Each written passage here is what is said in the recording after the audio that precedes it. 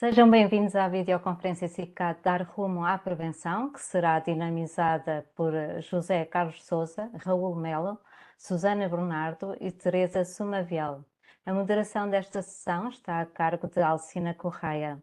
Para dar as boas-vindas, passo a palavra ao Dr. Manuel Cardoso, Subdiretor-Geral do SICAD e Secretário-Geral do Fórum Nacional do Álcool e Saúde. Bem-vindo, Dr. Manuel Cardoso, bem-vindo a todos. Dr. Manuel Cardoso, neste momento, ficou em off.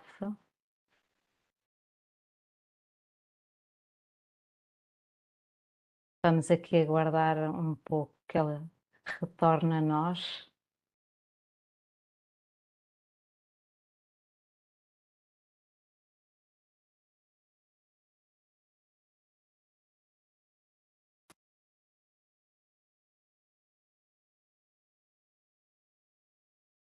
Aproveito este espaço de tempo, enquanto o Dr. Manuel Cardoso não retoma, para então vos relembrar que poderão colocar as vossas questões através do chat. Essas questões depois serão colocadas aos oradores pela moderadora deste evento. Por defeito, os vossos microfones e a câmara também se irá manter desligada durante todo o evento, ou seja, os participantes veem os oradores, mas os oradores não veem os participantes. Por isso, qualquer questão, por favor, poderão colocar através do chat.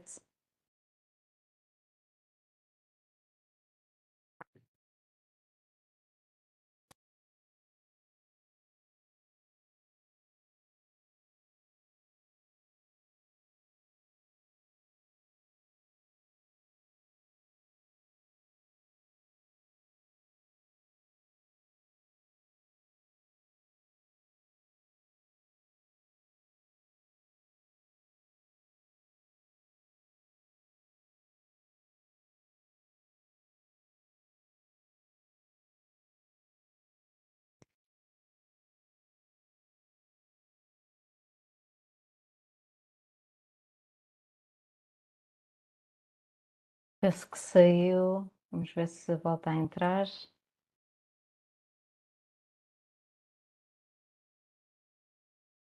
Estava aqui a pensar, se calhar podíamos ir avançando,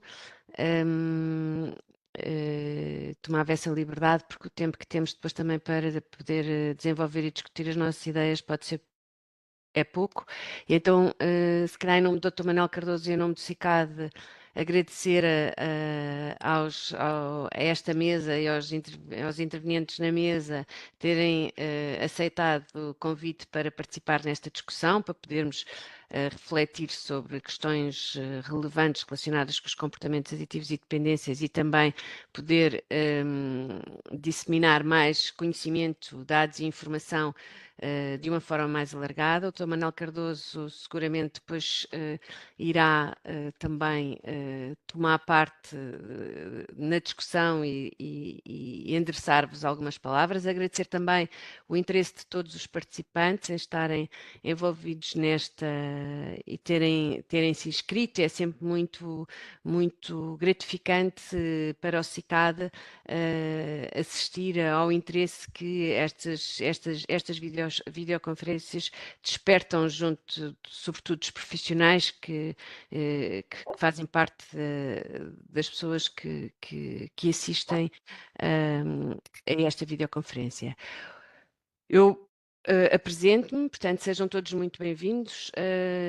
O meu nome é Alcina Correia, sou neste momento diretora de serviços do Departamento de Monitorização e Informação do CICAD. E no fundo compete-me a mim fazer a moderação da videoconferência. Portanto, esta videoconferência dar rumo à prevenção parte da publicação dos resultados de mais um dos produtos do estudo sobre consumo de álcool, tabaco e outras drogas e comportamentos aditivos e dependências, o ECAT, que foi realizado em 2019 e que consiste numa análise das abordagens preventivas sobre os comportamentos aditivos a que foram alvo em meio escolar os alunos do ensino público com idades entre os 13 e os 18 anos. Como provavelmente sabem, a cada 4 anos o CICAD realiza este estudo em meio escolar, que é um estudo comparativo em termos internacionais e que, em conjunto com a DGE, portanto com a Direção-Geral de Educação, aplicamos e desenvolvemos este estudo e que no fundo procura retratar a situação face ao consumo dos alunos do ensino público entre os 13 e os 18 anos, conforme já referi. Portanto, desde 2019 são vários os produtos que têm vindo a ser divulgados e que nós temos vindo a trabalhar. Neste momento, este último produto prende-se exatamente com uma análise sobre as abordagens preventivas a que estes alunos foram alvo por via da resposta à seguinte questão. Portanto, a questão colocada foi, neste ano letivo, portanto 2018-2019, foi o ano de aplicação do estudo, ou no ano anterior, 2017-2018, tiveste alguma disciplina ou atividade extracurricular em que tenham sido abordados os riscos ou os problemas relacionados com o tabaco, álcool, drogas ou jogos eletrónicos? Portanto, esta foi a questão que foi colocada e é sobre as respostas a esta questão que, no fundo, é a análise que aqui hoje vamos fazer. Portanto, da análise às respostas dadas, sobressaem os seguintes resultados. A maioria dos alunos, cerca de 66%, teve alguma disciplina ou atividade extracurricular em que foram abordados os riscos e os problemas associados aos diferentes comportamentos aditivos. Estas abordagens preventivas ocorrem sobretudo no âmbito de uma disciplina e muito menos no contexto de uma atividade extracurricular e incidiram mais sobre os alunos do sexo feminino e de menor idade. Os alunos da região de Lisboa foram menos alvo destas abordagens preventivas, enquanto que os da Madeira e os alunos da região do centro destacam-se em sentido contrário. Portanto, estas abordagens preventivas incidiram sensivelmente na mesma proporção sobre o tabaco, álcool e drogas ilícitas, sendo que a temática do jogo destaca-se como a menos abordada, porém a mais abordada do que no ano, na aplicação anterior, substancialmente mais abordada. Os alunos que no último ano consumiram álcool, tabaco, drogas ilícitas, foram objeto de abordagens preventivas sobre estas temáticas em maior proporção do que aqueles que no mesmo período não tiveram estes comportamentos. O mesmo é válido para a prática de jogos. O mesmo se verificou entre os consumidores e jogadores mais problemáticos. Sobre este aspecto, é importante frisar que este é um estudo que não permite aferir o impacto das abordagens preventivas no comportamento dos alunos, dado que não é possível estabelecer um nexo causal, nem sabemos se a abordagem preventiva foi efetivamente anterior ou posterior ao consumo. A nossa interpretação não é que as abordagens preventivas contribuíram ou que tiveram um efeito nesse aspecto, mas sim que a sensibilização dos perigos e dos riscos associados aos diferentes comportamentos aditivos que têm lugar em contexto escolar tendem a ser mais dirigidos a turmas ou a alunos que os professores consideram em maior risco ou que mais delas precisam. Relativamente à percepção do risco dos alunos face ao consumo diário de bebidas alcoólicas, ao consumo ocasional de tabaco e à experimentação de cannabis, não difere muito em função destes terem tido recentemente abordagens preventivas, o que pode levar, inclusive, também a repensar as abordagens preventivas desenvolvidas.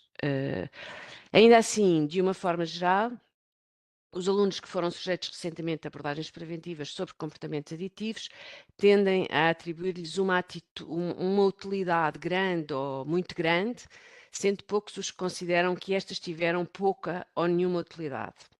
A temática do jogo eletrónico destaca-se como aquela em que os alunos tendem a atribuir menor utilidade. Quem mais atribui utilidade às abordagens são os alunos do sexo feminino, os de menor idade, os residentes na região autónoma da Madeira, os que consomem ou o fazem com menos risco associado, que têm uma elevada percepção de risco e cujos pais são intransigentes com potenciais comportamentos aditivos por parte dos filhos. Comparativamente entre 2015 e 2019, verifica-se um aumento da cobertura preventiva realizada em meio escolar, duplicou a percentagem de alunos que foram sujeitos recentemente a estas abordagens preventivas. Este aumento na abrangência temática deu-se à custa de uma maior aposta na sensibilização dos riscos e perigos associados aos videojogos. Pois, face ao estudo anterior, portanto, realizado em 2015, o aumento no que concerne às abordagens preventivas sobre as outras temáticas foi menos expressivo, sobretudo no que diz respeito aos perigos e aos problemas associados ao consumo de drogas ilícitas. A título informativo também, o próximo estudo terá lugar em 2024 e nessa altura poderemos também perceber se estas ou outras tendências se mantêm. O Dr. Manuel Cardoso também já está connosco, não sei se quer fazer alguma referência, eu entretanto tomei a liberdade de avançar com os trabalhos, mas se quer fazer alguma referência ou se faz depois noutra altura, como é que gostaria que eu iria dar agora, passar a palavra aos nossos convidados. Deixa-me só dar os bons dias a todas e a todos os participantes que estão do outro lado, dizer-vos que eu estou no edifício do CICAD e a rede elétrica aqui foi abaixo e, portanto, todas as comunicações foram abaixo também. Vocês conseguiram, porque estão fora daqui, portanto, não conseguiram manter-se. Eu estava convicto que a própria comunicação tinha ido abaixo. Dito isto, só em relação a esta conferência. É a primeira depois de férias e, portanto, bem-vindos e esperemos que neste novo ano as coisas tenham a mesma dimensão, as conferências tenham a mesma dimensão e ao mesmo tempo o mesmo interesse junto dos nossos parceiros, como têm tido as outras. E depois dizer-vos apenas que começamos pela nossa parte, enfim, a direção está empenhada em manter as conferências e em ter esta comunicação direta com todos vós. E começamos por esta ideia da prevenção, se repararem, apesar disso não ser planeado ao milímetro, mas ontem foram publicados novos dados sobre o consumo, os consumos ou os comportamentos aditivos nos jovens de 18 anos. E quando nós, digamos que os dados não são particularmente, como é que eu ia dizer, confortantes, bons, agradáveis de ver, nomeadamente no que toca aos comportamentos relacionados com o consumo de bebidas alcoólicas, em relação à componente digital, as coisas não sei se complicam muito ou pouco, mas também não estão famosas. Em relação às outras substâncias psicoativas ou novas substâncias psicoativas, continuam a não estar famosas. Quando olhamos depois para resultados, não apenas da percepção de risco, dos conhecimentos que os jovens têm, parece que as coisas também não estão a ser tão famosas assim. Mas, olhando para a população geral e os dados da população geral, da população escolar, e em particular para este dos 18 anos, convoca-nos realmente a pensar o que é que estamos a fazer em termos preventivos. Mesmo em termos preventivos. O que é que estamos a fazer para conseguir ter ganhos, mesmo ganhos em saúde. Objetivamente, as coisas têm que mudar e não estão a mudar. E isto, na minha perspectiva, é muito claro. Mesmo que 60% digam que tiveram algum contacto com, não está a ser suficiente. Deixem-me só dizer mais esta, e deixo-vos, porque acho que é muito importante o que vocês têm para dizer, mas que isto para mim é fundamental. Nós sabemos que uma coisa é passar informação, mesmo que essa informação seja reconhecida, ainda é difícil mudar comportamentos apesar disso. Lembro-me sempre que mesmo dos 82% dos jovens que dizem, 80 e tal por cento, que dizem que beber mais que 2 bebidas alcoólicas é prejudicial à saúde, 40 ou 50% têm consumos vinhos. Portanto, sabem, têm perfeita consciência disso, não deixam de ter comportamentos vinhos. Nós também sabemos isso, nós próprios nós, os participantes que estão lá em casa e vós que estão aqui conosco para discutir isto. É muito difícil, mas nós temos que ter ganhos, nós temos que fazer alguma coisa para ter ganhos.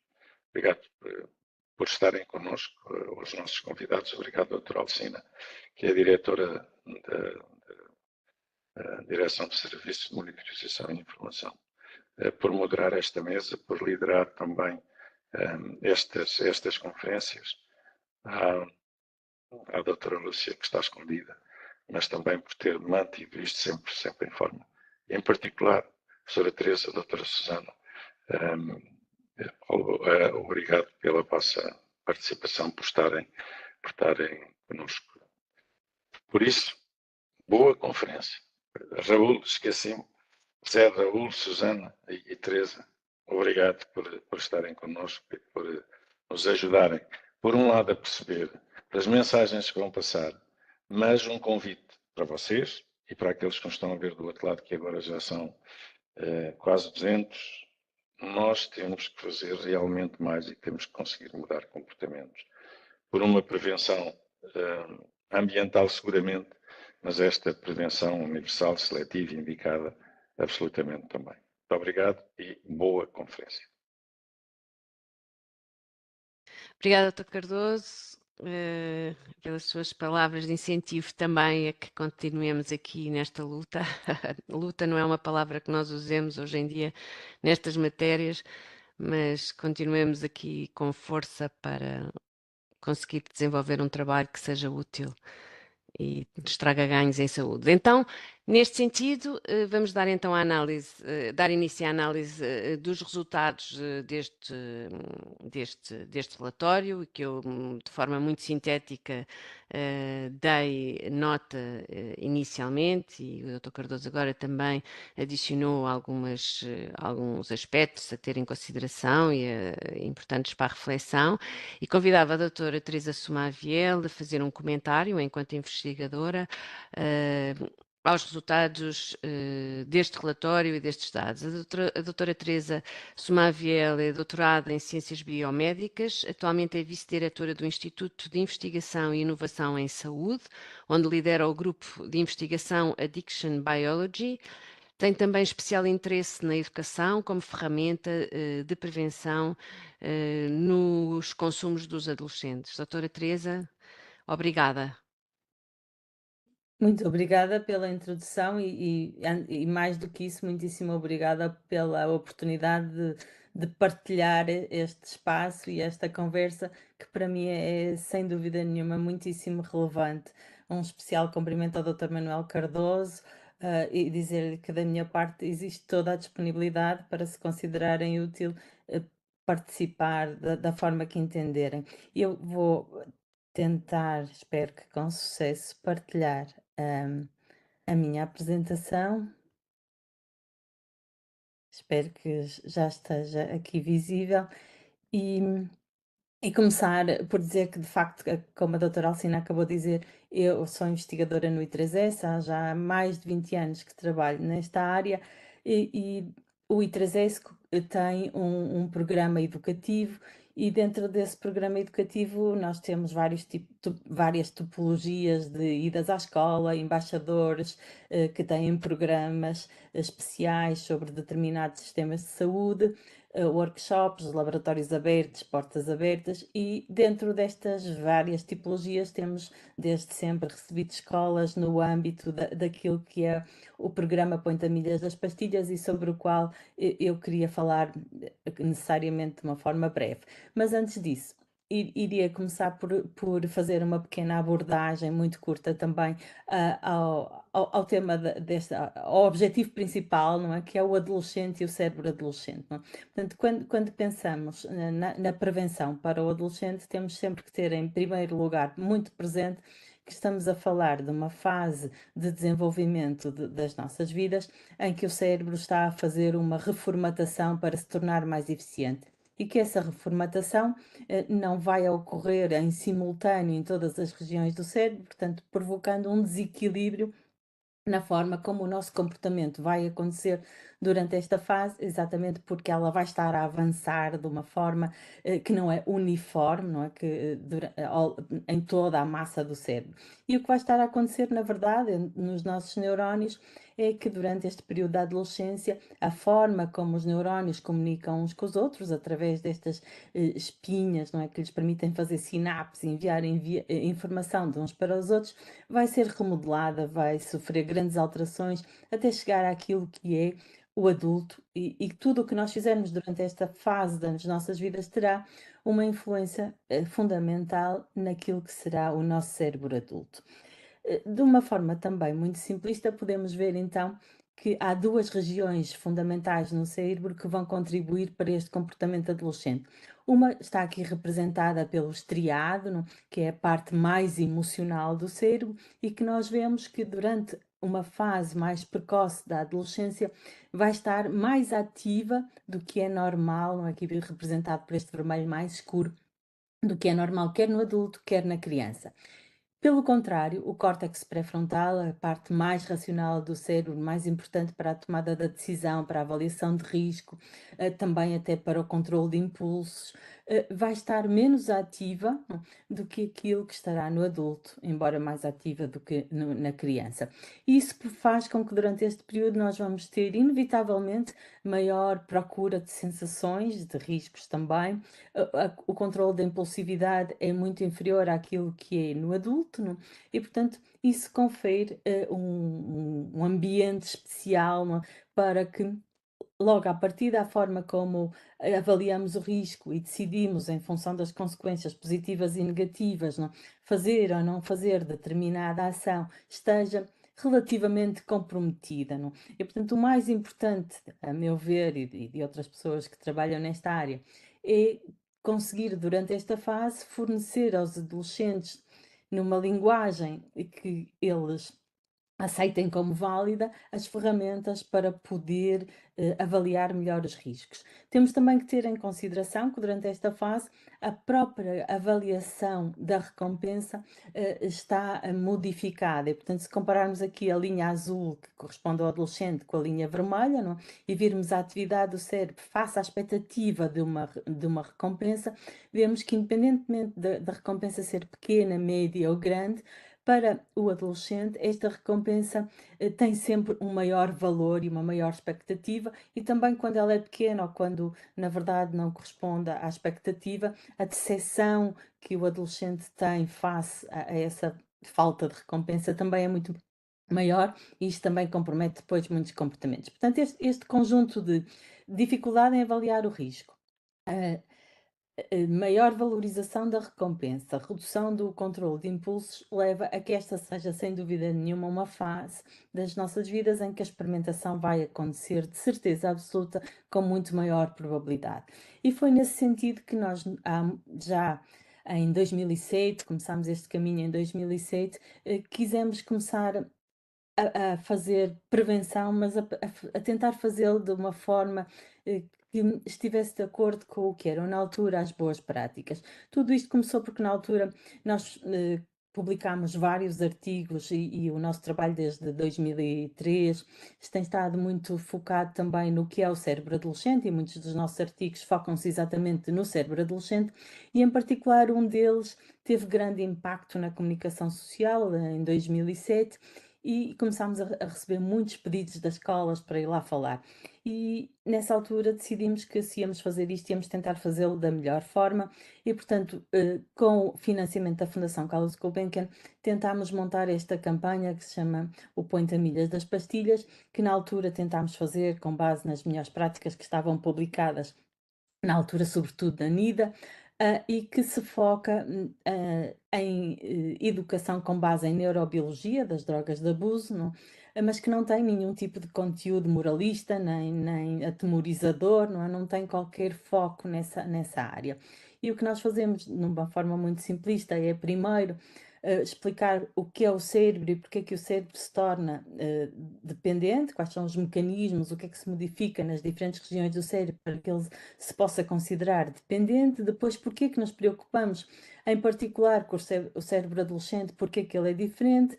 Mostramos os mecanismos de ação de substâncias como a ecstasy, a cocaína, de uma forma também simplista, mas focada em neurobiologia, e depois abordamos também os mecanismos do álcool e da cannabis. Mostro-vos já algumas das imagens aqui de como é que as substâncias atuam a nível do cérebro. Depois, com algumas imagens de ressonância magnética funcional, também mostramos, por exemplo, neste caso, o do álcool, porque que quando estamos sobre o efeito do álcool, avaliamos o risco e tudo o que acontece de uma forma completamente diferente, mas em particular, eu pus aqui este slide sobre o metabolismo hepático do álcool, porque esta é uma das questões que para mim tem mais relevância na questão da prevenção, não? Ao longo de todos estes anos, falamos desde 2008 até hoje, com ações que têm sido pelo menos 2, 3 vezes por mês, aquilo que eu verifico nas escolas é que há uma enorme boa vontade e vontade, sobretudo, de fazer bem, mas é raríssimo eu chegar a uma escola em que, por exemplo, o docente da disciplina sabe porque que um adolescente com menos de 18 anos não deve beber álcool e quais são as consequências de beber álcool. Obviamente toda a gente tem a noção de que o cérebro está em formação, em desenvolvimento, mas na verdade aquela que é a razão mais dramática, que é a incapacidade de processar o álcool, é desconhecida da enorme maioria. E, portanto, aquilo que eu vejo, e também porque como mãe, não é, de 5 filhos, tive a percepção também de estar em casa e ouvir os relatos que os meus filhos fazem das ações que vão tendo nas suas escolas, é que a maior parte delas não cumpre aquilo que está designado nas boas práticas, mesmo nas boas práticas mais antigas. E essa é uma das questões que nos deve preocupar. Não basta contabilizar as ações, é preciso saber que tipo de ações, e eu não estou aqui a dizer, por favor, não me interpretem mal, que as minhas ações são melhores que as dos outros. Eu estou só a dizer que estamos no momento de tentar que todas as ações obedeçam às boas práticas e estabelecer qual é, de facto, à luz da evidência que temos hoje, a melhor forma de o fazer. Só para vos mostrar que na altura a nossa preocupação foi também de avaliar e, portanto, a primeira coisa que nós fizemos nestas sessões foi convidar várias escolas para vir ouvir as sessões e anotarem todas as palavras, todas as coisas que nós dizíamos e que não entendiam, para poderem ser corrigidas. E depois fizemos este teste durante 1 ano e pouco em várias escolas do Porto, 7 escolas diferentes, com 3 a 5 turmas por escola, em que numa escola deixámos estes panfletos, que têm em termos de conteúdo o mesmo que nós dizíamos nas ações presenciais, e nas outras fomos presencialmente fazer as avaliações. E o que nós pudemos avaliar, e esta avaliação foi feita em conjunto com o ISPUP, que é um instituto dirigido pelo professor Henrique Barros. Na altura, o que nós conseguimos avaliar é que, de facto, por exemplo, nas respostas não sei, o número de respostas não sei, quando comparávamos, nós passámos um questionário antes de ir às escolas ou antes de deixar o panfleto e depois passámos um questionário 2 meses quase depois de lá termos estado para ver como é que respondiam às perguntas. E, portanto, por exemplo, para as perguntas não sei, reparem que nas escolas onde deixámos o panfleto há uma descida, mas essa descida é relativamente pequena e para as escolas onde estivemos presencialmente, essa descida de respostas não sei é substancial. Quando comparamos o número de respostas corretas, não é? Vemos aqui a azul claro são as respostas corretas, os losangos mais escuros são inicialmente as respostas que eles davam antes da intervenção e verificamos que a subida após a intervenção é muitíssimo maior quando a intervenção é presencial do que quando deixamos. E reparem que nós não deixávamos os panfletos na entrada, não é? Nós entregávamos os panfletos aos professores da disciplina de Biologia, de Ciências da Natureza, para entregarem. E nesta altura todas estas ações eram focadas no 9º ano, porque nessa altura era o último ano do ensino obrigatório, que entretanto mudou e muito bem. Portanto, foi no 9º ano que nós fizemos esta avaliação. Havia também, obviamente, relação com o meio socioeconómico em que se integrava a escola, isso era óbvio, mas avaliar conhecimento é muito diferente de avaliar mudanças de comportamento e mudanças e a eficiência da ação preventiva. E isso nós nunca conseguimos fazer, não é? E é uma das coisas que me preocupa. Hoje temos disponíveis, logo à partida, no portal do Observatório, imensa informação sobre boas práticas, o perfil dos formadores, ações e, portanto, tudo aquilo que nós precisamos está lá disponível. Temos também os dados que o CICAD tem vindo a disponibilizar, que nos mostram como é que evolui entre os 13 e os 18 anos os consumos das diferentes substâncias e, portanto, conhecemos as janelas de oportunidade e, portanto, isto dá-nos a oportunidade de facto, fazer e tentar fazer o melhor possível. E para terminar, queria focar a relevância de conseguirmos avaliar de facto o impacto na percepção de risco, não é? Há dados internacionais que nos mostram que os alunos do 8º, 10º, 12º ano, quando comparados, vemos que os do 8º ano têm, em geral, uma maior percepção de risco relativamente ao uso destas substâncias do que os do 12º ano, mas também que ao longo dos anos, não é? Essa percepção tem vindo a descer para todos e, por outro lado, que quando temos menor percepção de risco, temos maior consumo, quando temos maior percepção de risco, menor consumo. Estes são alguns exemplos, existem múltiplos dados semelhantes a estes. E, portanto, é extremamente importante para nós perceber que tipo de ações melhoram a percepção de risco e quais são aquelas que, na verdade, são baseadas em alarmismo, em preconceito, em exagero de situações que têm um efeito contraproducente na maior parte daqueles jovens que já utilizaram, porque não reconhecem ali nada de real e, portanto, desacreditam em toda a formação. E, portanto, essa é uma das coisas que me preocupa. A outra estes são dados de 2015 relativos ao álcool, não é? Mais uma vez, aqui comparativamente por países, vemos um pouco a mesma coisa, não é? O consumo de álcool aqui nos quadradinhos, a percepção de risco nas barras e Portugal aqui nesta situação com uma percepção de risco menor do que outros países em que o consumo é mais baixo, não é? E é importante tentar perceber o que é possível fazer para mudar isto. Deixava aqui como último slide os dados que vamos discutir hoje. Eu, propositadamente, porque sei que os outros oradores o vão fazer, não estive a mostrá-los com detalhe, mas de facto é sobre estes dados que nos importa refletir, não é? Como foi dito e muito bem, não é uma questão de haver ou não haver uma ação, a ação pode ter múltiplas formas e, portanto, haver ou não haver diz-nos muito pouco. O que interessa é, de facto, perceber quais são as ações em que devemos investir o nosso tempo.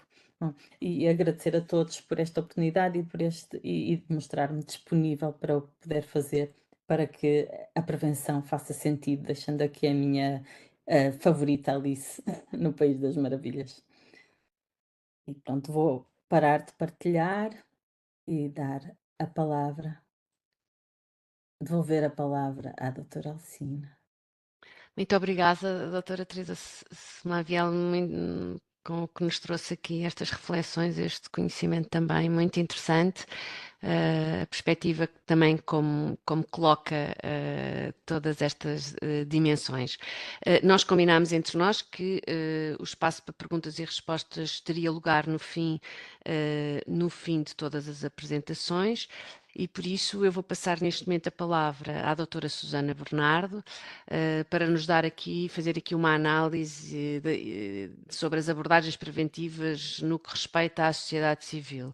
A doutora Susana Bernardo é psicóloga, mestra em intervenção psicossocial com crianças, jovens e famílias.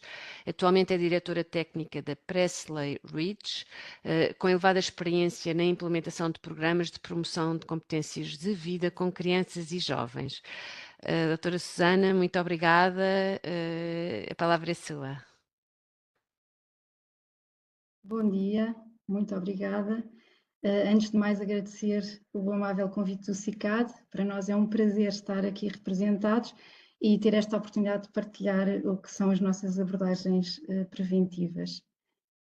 Ora, muito rapidamente, apresentar a nossa instituição para quem não nos conhece. Nós temos este nome estranho porque temos origem norte-americana e dar-vos só conta aqui um bocadinho da história.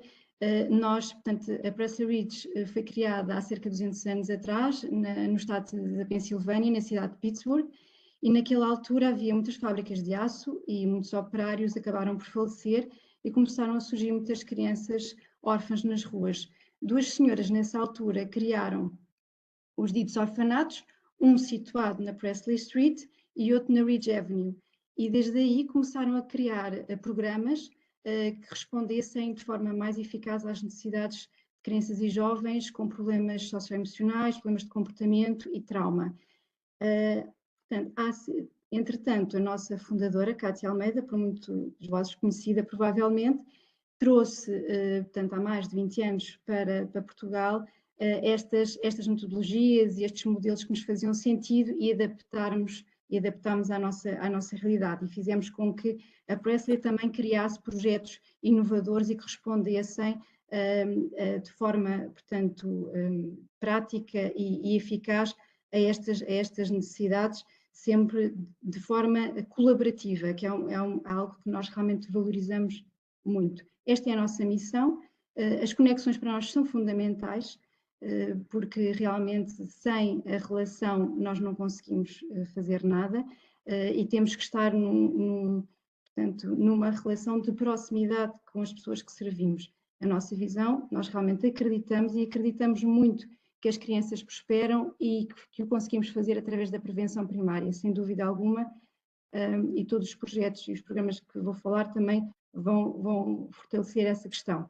Em termos de valores, para além realmente das relações e das conexões, os princípios da reeducação são a nossa fundação. Todos os nossos programas de intervenção bebem desta filosofia, que é fundamental, e um princípio-chave para nós também é o princípio da humildade. Em tudo o que fazemos somos professores e somos aprendizes. O facto de estarmos aqui hoje convosco é maravilhoso, ter ouvido a doutora Teresa e vou ouvir os outros todos, tudo o que podemos partilhar do nosso conhecimento, da nossa experiência é fundamental, e isso nós fazemos com os nossos beneficiários diretos, sejam eles crianças, jovens e famílias, porque acabamos por ser profissionais muito mais ricos e muito mais válidos, por todas as pessoas que passam por nós, têm sempre muito para nos ensinar. Qual é o problema que queremos resolver? A situação de vulnerabilidade de crianças e jovens. Nós estamos sediados na Amadora, intervimos maioritariamente na Amadora, mas também temos programas a nível nacional, acima de tudo em Cascais, Almada, e também já fizemos aqui algumas intervenções em Sines. Os três eixos de intervenção são, sem dúvida, o trabalho com crianças e jovens, através dos nossos programas de promoção de competências de vida, o trabalho com famílias e a formação para profissionais. Rapidamente, falar-vos um bocadinho de cada um. E como é que usamos aqui estas abordagens. O nosso CAFAP é uma resposta protocolada com a Segurança Social, em que a equipa intervém maioritariamente no domicílio familiar e por isso é uma intervenção extremamente invasiva, como podem calcular, de maneira que é fundamental criarmos aqui relações de confiança e promovermos a empatia. Duas das metodologias, abordagens que nós mais usamos é a abordagem com base nos pontos fortes, sem dúvida alguma, porque é fundamental ajudar estas famílias a reacreditarem nas suas competências e ajudá-las a perceber que tudo o que estão a passar neste momento é temporário, não é permanente, elas conseguem, portanto, por elas próprias, ser agentes ativos e ultrapassar estas situações. E a nossa equipa intervém na crise, ou seja, 24 horas por dia estão disponíveis para alguma situação mais complicada. E daí usamos muito o modelo do Life Space Crisis Intervention com a família, que é um modelo de entrevista, portanto, estruturada, de forma a ajudar estas famílias a ultrapassarem esta situação de crise. Outro programa que nós temos, situado na Damaia Reboleira, é um programa Escolhas, e por alguma razão é Escolhas, porque tem mesmo a ver com isto, tem a ver com a promoção da inclusão social das crianças e jovens, mas acima de tudo ajudá-los a tomarem decisões e escolhas positivas na sua vida.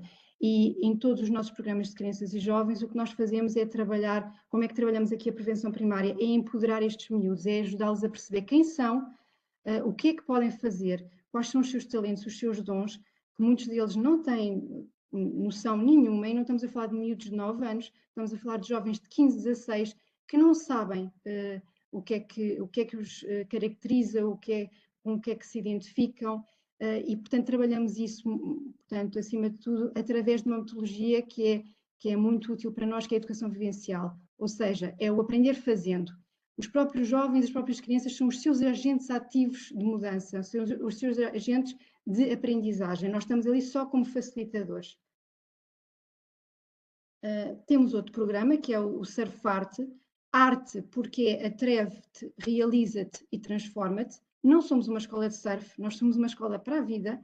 Aqui a ideia é promover competências de vida, é promover a autonomia, é promover o bem-estar social, a própria saúde mental e, acima de tudo, o seu autoconceito. Eles terem noção quais são os seus medos, os seus receios e conseguirem lidar com o mar, com a adversidade, com aquilo que não é familiar, fazê-los sair da zona de conforto e perceberem as suas forças e transferir todas as aprendizagens que fazem no contexto mar e praia para a escola, para a relação com pares, com a relação com a família.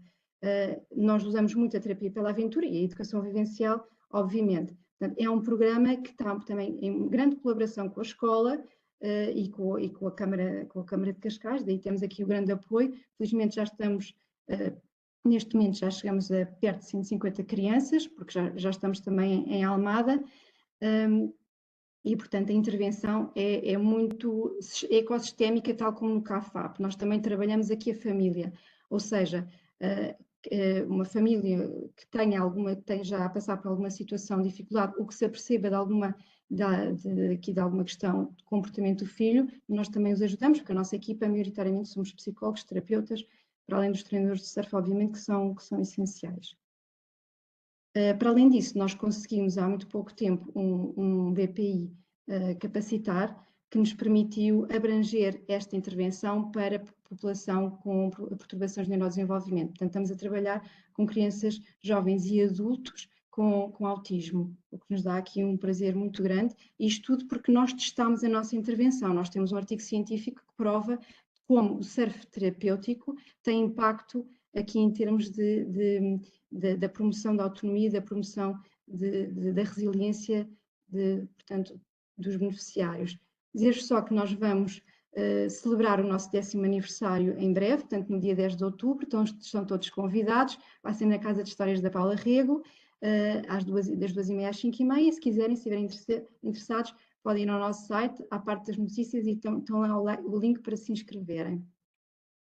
O nosso projeto Believe é um projeto em que, através de terapias cognitivas de terceira geração, e estamos a falar do modelo da terapia da aceitação e compromisso, em que se pretende promover a flexibilidade psicológica dos jovens, fazemos uma intervenção tanto individualizada, terapêutica, como em grupo. E em grupo o que temos feito mais é com casas de acolhimento residencial, e o que se pretende é exatamente promover o bem-estar e a saúde mental, promover aqui o autoconceito, a sua identidade, e ajudá-los a perceberem que podem ter um projeto de vida com propósito, independentemente de onde venham, se vêm de um contexto vulnerável, com famílias, com historial de consumos, por aí fora, nós ajudamos a acreditar que eles podem ter um destino diferente, não têm que, portanto, acreditar que não vão conseguir fazer muito mais nada além disso. Para além disso, temos a nossa academia, em que damos muita formação a profissionais, porque a nossa visão é que conseguimos chegar a muitas mais crianças e jovens se capacitarmos outros profissionais como nós. e damos formação nestas áreas que estamos aqui a falar, inclusive supervisão, equipas de apoio à família e equipas do acolhimento residencial. É algo que nos dá muito orgulho também. Dizer-vos que no nosso site vocês podem ir ter acesso às nossas publicações que fazemos, inclusive o artigo científico sobre a intervenção do surf terapêutico. E agora ia pedir à doutora Lúcia para me ajudar aqui a colocar um vídeo em que expressa muito bem a nossa intervenção terapêutica no surf art.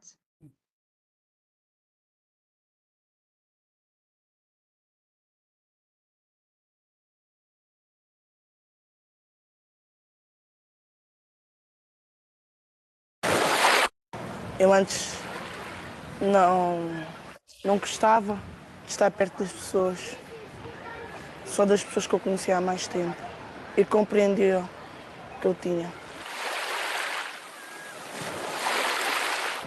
Ajudou-me a confiar mais em mim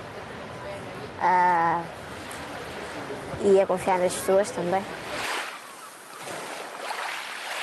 Eu era muito impulsiva e agora com o projeto acho que estou a ficar mais calma e está-me a ajudar a organizar os meus sentimentos.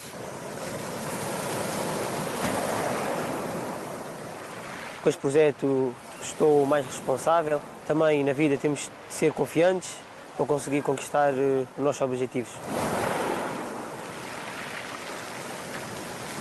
Este projeto nasceu de um convite por parte da Associação Pré-Steroides, no qual ele está enquadrado, em 2011, num desafio de pensarmos o futuro e aquilo que nós queríamos fazer daí para a frente, ou que nos idealizávamos a fazer no futuro.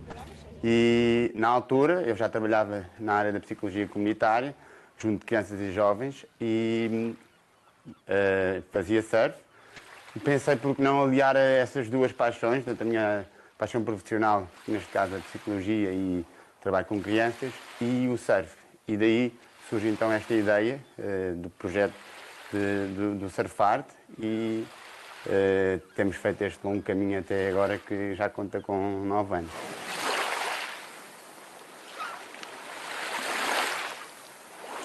Este projeto já me ajudou muito a ter autocontrole e autoconfiança. Eu antes deixava-me levar por o que as pessoas falavam contra mim, mas eu percebi que isto não é só um desporto, também é uma terapia. E quando eu quiser falar das minhas dificuldades, tenho os meus mentores e os meus amigos. Este projeto ajuda muito as crianças, principalmente a terem confiança neles próprios e perceberem que se eles conseguem enfrentar o mar e os desafios gigantes que o mar traz, que eles podem ter essa competência na vida deles, do dia a dia. O Surf Art ajudou-me a ser mais confiante, a ter mais confiança em mim, porque quando estamos no mar temos de ter mais confiança para conseguir apanhar as ondas. O Surf Art mudou a vida do Mauro, meu filho, em vários sentidos. Por exemplo, está uma criança muito mais calma, cumpre as suas regras e está mais confiante. Confiante naquilo que ele faz e eu estou muito contente. Quando ele chegava a casa, antes de participar no surf, era muito mais enriquete. Filão, enriquete. Aquelas coisas das crianças de 15 anos. E noto, desde que começou a fazer surf, está muito mais autónomo, muito mais calmo e não refila tanto. Este projeto para a comunidade e principalmente para as crianças, não é? Que depois tem muito impacto na família, é o desenvolvimento pessoal dele. O gerir as emoções, usar o surf como ferramenta de desenvolvimento pessoal, que depois é a tentativa de transferir isto para a vida pessoal deles, seja escolar, seja na família. Fazemos atividade com os miúdos, dependendo do mar ou das condições que nós temos que adaptar os jogos ou as atividades diferentes e depois temos um momento de reflexão e de partilha, então ajuda nessa dinâmica. Eu consigo ver em certos momentos algumas mudanças de atitude desde que entraram para o projeto em comparação a antes. porque eu sou muito presente na escola com os miúdos, acompanho os miúdos até antes deles entrarem no projeto, e em certos momentos nota-se uma diferença já na gestão de emoções, na diferença de comportamento, na relação com os colegas. Na escola, antes de participar no surf e estar nesse projeto, eu era chamada mais à escola com mais frequência. Chamavam a escola com muita frequência, mau comportamento, e distraía-se muito. E desde que entrou neste projeto, sinto mais responsável, muito mais responsável, e não tenho tido tanta queixa. Sempre quis fazer surf, então o surf ajudou-me a fazer. Como comecei a fazer uma coisa que eu gosto, ajudou-me a melhorar os sentimentos, e eles também ajudam muito. Isto não é só um projeto de surf, é um projeto repentino.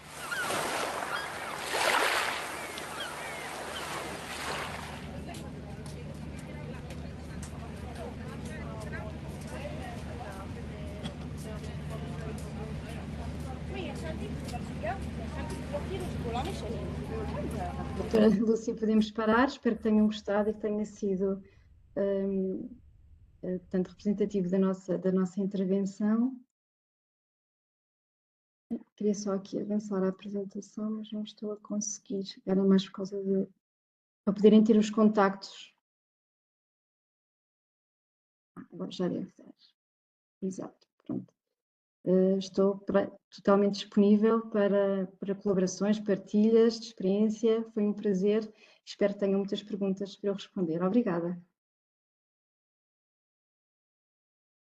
Muito obrigada, doutora Susana, muito interessante. Aliás, a expectativa também, na sequência da nossa reunião preparatória, já foi muito rica e já antecipava que nos ia trazer aqui iniciativas inovadoras, mais antigas ou não, mas inovadoras, e que podem ser também, e como vemos, são uma mais-valia na vida de muita gente. Obrigada. Neste momento vou passar a palavra ao Dr. José Sousa. O Dr. José Sousa é diretor de serviços de projetos educativos da Direção-Geral de Educação. É doutorado em Ciências da Educação, especialidade de Administração e Gestão Educacional pela Universidade de Évora. O Dr. José Sousa vai-nos trazer aqui um pouco o retrato, as orientações para as abordagens preventivas nas escolas. Aguardamos com muita expectativa o que nos vai trazer.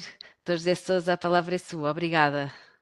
Obrigado, é um gosto estar aqui convosco, partilhando aqui algumas das ideias da Direção-Geral de Educação e do Ministério da Educação no seu global, em termos daquilo que é o trabalho nesta área da saúde, mas que claramente para nós não pode aqui nunca ser dissociado das questões ligadas à sexualidade, à igualdade de género, aos direitos humanos, que nos movem aqui na Direção-Geral.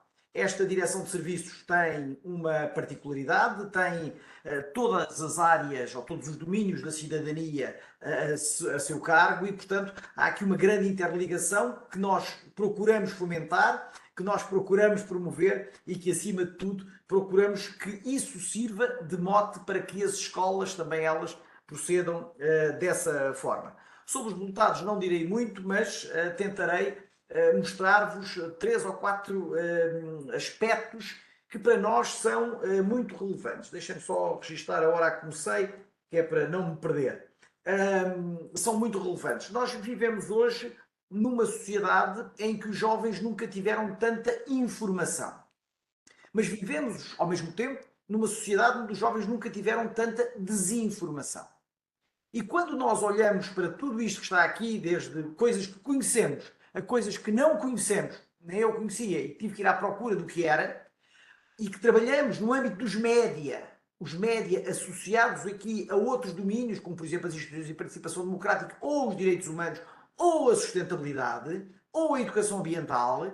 Portanto, nós temos aqui vários aspectos que levam a que os jovens estejam hoje muito, eu diria, dependentes daquele pequeno instrumento que temos sempre próximo de nós e que está a condicionar muito a tal relação. Eu gostei muito do projeto que foi apresentado anteriormente, não conhecia, um dia deste devemos falar também sobre isso, mas é uma forma, e eu ainda por cima, que a minha formação de base é professor de Educação Física, portanto, é uma área que para mim é fundamental. Ou seja, é o sair da cadeira, é o movimentar, é o ter um desafio de fazer diferente. E, portanto, independentemente de tudo isso, nós vivemos nesta sociedade. É esta sociedade das fake news, é esta sociedade do malware, é esta sociedade do roubo de identidade. Portanto, é nesta sociedade que nós vivemos. E os jovens vivem nela também. É uma sociedade que nós criamos, mas é uma sociedade que os jovens polarizam. E por outro lado, quando perguntamos, por exemplo, aos jovens, e há estudos que referem a isso, se têm cuidado quando, por exemplo, fazem a passagem de várias mensagens que eles não sabem se são verdadeiras, se não são, eles acabam por dizer, 92% deles dizem que não têm esse cuidado e que não se preocupam muito se aquilo é verdade, se não é verdade. Passou, passou. Pronto. Portanto, é aquela necessidade de estar na rede, de estar conectado, de estar ativo. Esta é uma linha de pensamento. A outra linha de pensamento que gostava de trazer tem a ver com 2 estudos recentes e que me parecem muito relevantes também para aquilo que nós aqui trabalhamos. Ou seja, os dados da Jornada Mundial da Juventude, a jovens, feito inquérito a jovens, é trazido, tem aqui uma sequencialidade que eventualmente nós não pensaríamos que fosse desta maneira, mas reparem, os jovens, as preocupações começam no trabalho, vai para o dinheiro, vai para o acesso à educação, porque têm a noção clara que sem uma licenciatura, sem um mestrado, sem um doutoramento, o nível de remuneração será muito inferior. Vão para a violência, para a solidão, para a exclusão, para a intolerância, individualismo e entra depois aqui a saúde mental.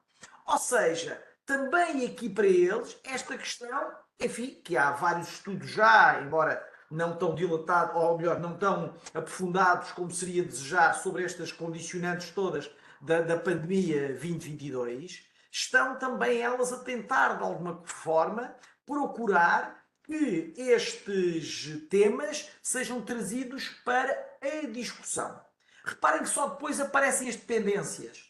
Portanto, é daquelas coisas que para eles, ou pelo menos para estes jovens, não seriam tão relevantes.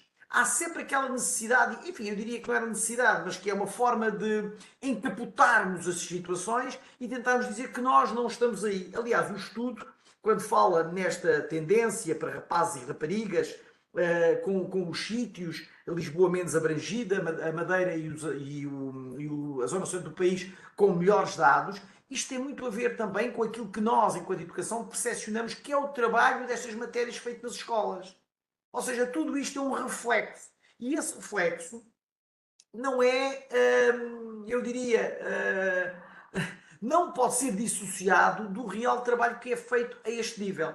Temos aqui muito público que não são professores e, portanto, desde 2017 que há uma disciplina que se chama Cidadania e Desenvolvimento, sendo este desenvolvimento o pessoal, o social, o sustentável, onde se procura, de alguma maneira, que todos estes temas sejam trabalhados de uma forma mais intrincada, enfim, intrincada, quando eu digo intrincada, é virados para o mundo. Ou seja, dar mundo aos jovens no sentido que eles possam ter opinião e possam, a partir daí, conseguir fazer coisas diferentes. Em termos destes dados do Diário de Notícias, reparem que 88% dos jovens acedem à internet várias vezes ao dia. E as redes sociais, bem, fantástico. 57% dos jovens iniciou o seu acesso às tecnologias entre os 10 e os 14 anos. 22 com menos de 10 anos. Somos nós. Quer dizer, já não é bem a minha geração, mas é a geração da colega que falou anteriormente, que é o facto de cada vez mais e mais cedo permitirmos, e podem pôr este permitirmos sem aspas, que os jovens tenham acesso a estas tecnologias, impedindo-os daquela convivência fundamental, diria eu, para que as questões possam ser trabalhadas e possam ser, mais do que trabalhadas, possam ser discutidas entre pares. Portanto, 60% dos jovens ocupam tempo para ver filmes em streaming. As preocupações têm muito a ver, nesta fase, com as questões da instabilidade financeira e com a guerra da Ucrânia. Portanto, esta instabilidade financeira tem a ver enfim, com o valor das rendas de casa, com o valor da casa em si, etc, etc. 69% dos jovens concordam totalmente com a interrupção voluntária da gravidez e os mesmos 69% concordam totalmente com o casamento entre pessoas do mesmo sexo. Portanto, as questões trazidas aqui no âmbito do género e no âmbito da sexualidade estão muito presentes também nestas preocupações dos jovens. Veja-se o que aconteceu ontem ao Sr. Ministro do Ambiente, que teve ali, enfim, uns jovens que se foram manifestar. Não é que possamos concordar com a manifestação, mas o que é facto é que há, por parte dos jovens, uma tendência cada vez maior a essa preocupação. É a questão, depois dos jovens estarem interessados na política ou não estarem interessados na política, mas isso seria, com certeza, para outro patamar. A educação para a saúde funciona aqui muito na zona da prevenção. E é aqui, objetivamente, que nós nos temos que situar. Ou seja, a montante onde a família pode fazer a promoção e educação para a saúde, mas de uma forma mais caseira, e depois a escola dando ali os alicerces, diria eu, para que esta promoção da saúde possa ser efetivamente concretizada. Sendo que as equipas da saúde entram já numa fase posterior. Como eu costumo dizer, a saúde é também um dos domínios da Estratégia Nacional de Educação para a Cidadania e, como eu costumo dizer aqui à equipa e ao Rui Lima, que teve o cuidado também de preparar esta apresentação que aqui está comigo, digo-lhe muitas vezes, a saúde é um domínio de primeira. E é de primeira porquê? Porque há muitos anos já que há equipas de promoção de educação para a saúde nas escolas, que se mantêm, mas que têm de fazer cada vez mais um trabalho ligado com os outros contextos, com as outras problemáticas, com as outras questões que estão em cima da mesa na escola e que são a preocupação dos jovens. E, portanto, a este nível, este tratamento é feito sempre de uma forma posterior. Depois, esta educação para a saúde começa, como não podia deixar de ser, com uma atividade física. Esta atividade física, sendo ela relevante, é essencialmente uma forma de, não só de descontração, mas uma forma também não só de ocupação de tempo, mas uma forma de proporcionar bem-estar. E, portanto, esse proporcionar do bem-estar terá que ver, objetivamente, com aquilo que é feito não só na educação física, enquanto disciplina curricular, mas também enquanto desporto escolar. E depois, nunca pode estar dissociada, nós dificilmente falamos de educação alimentar, que temos aqui em baixo, sem falar de atividade física, e portanto temos hoje um leque de jovens significativamente com obesidade. Os testes que são feitos nas escolas, desde o 7º ano de escolaridade, aliás, desde o 5º ano de escolaridade, indicam essa mesma obesidade e há necessidade de fazer entender esses jovens que não estamos a falar de uma questão sequer estética, estamos a falar de uma questão de saúde. E é nessa saúde que nós temos que claramente perceber e tentar incutir os aspectos ligados à prevenção e à educação física e à educação alimentar como suportes de toda essa alteração. A questão dos afetos e educação para a sexualidade estão muito ligados. As condições socioeconómicas, como há pouco aqui foi dito, e foi dito por todos os intervenientes, por todas as intervenientes, têm muito que ver com aquilo que depois conseguimos ou não conseguimos proporcionar ao exterior. A prevenção da violência, ao nível da Direção-Geral, temos uma campanha e temos um selo, Escola Sem Bullying, Escola Sem Violência. Há uma série de diretrizes e temos neste momento cerca de 400 escolas públicas que irão receber este selo agora durante o próximo mês de outubro, no dia 20, portanto precisam de se adaptar e de se ajustar genericamente àquilo que são as diferentes realidades. Um destes dias estive num colóquio com o professor Marcelo Grilo, ex-ministro da Educação, e ele, em tempos, 1980 e qualquer coisa, escreveu um livro que se chamava O Difícil é Sentá-los. Eu diria que hoje o difícil é compreendê-los, porque nós temos uma panóplia de jovens nas escolas de todas as partes do mundo, em que a língua portuguesa muitas vezes é muito complicada.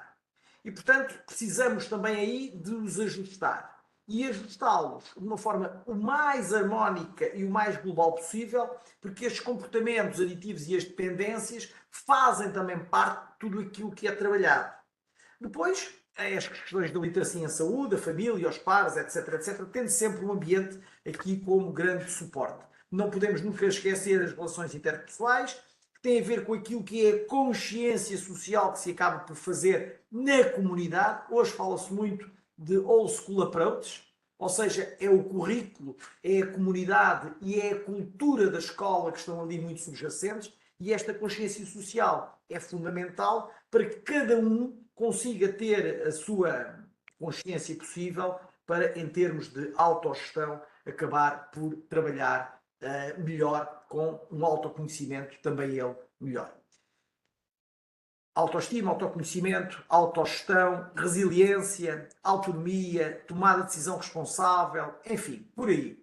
Não vos vou amassar muito com este slide, porque tem muito a ver com aquilo que já falei, mas vou tentar chegar aqui a este, que é do referencial de educação para a saúde e que, de alguma maneira, permite que, com os diferentes subtemas e com o tema genérico da saúde mental e da prevenção da violência, nós tenhamos um instrumento que pode ser trabalhado desde o pré-escolar ao ensino secundário, salvo estas questões do risco aqui na educação pré-escolar, e que pode ser suporte também para os docentes. Este é um referencial que nós claramente entendemos como não sendo prescritivo, tenho que dizer isto, é um referencial que pode ser sempre utilizado de uma forma plausível. Tendo aqui já os comportamentos aditivos e as dependências, o tabaco, o álcool, as outras substâncias psicoativas, outras adições sem substância, onde se trabalha-se mais no pré-escolar, trabalha-se mais no secundário, mas nós mesmo aqui na Direção-Geral estamos cada vez mais imbuídos do espírito de que o novelo da lã não pode crescer demasiado. Ou seja, temos que começar a trabalhar de uma forma cabal o mais cedo possível junto dos jovens. Esta escola promotora de saúde, que fomenta a saúde, constrói um ambiente seguro, enfim, é da Organização Mundial da Saúde que atrás, e queria deixar-vos só, para concluir, vou passar esta questão da visão, para o selo Escola Saudável, que é um selo que permeia as escolas que têm bons comportamentos ao nível da sua flexibilidade e da sua capacidade de implementar nas suas escolas bem-estar. Estes selos são atribuídos todos os anos. Vejam ali a questão da pandemia que veio cá para baixo em 2022, mas neste momento temos genericamente os mesmos 400 e qualquer coisa selos que tínhamos em 2020, 2021. Este é o número de candidaturas, nem todas as candidaturas obedecem àquilo que são os critérios e, portanto, aquilo que acaba por acontecer é que são divididos em 3 grandes setores: iniciação, fase intermédia e avançado, sendo que, reparem que no 17, 18 estava toda a gente muito na iniciação e que hoje, claramente, o nível avançado está a marcar pontos.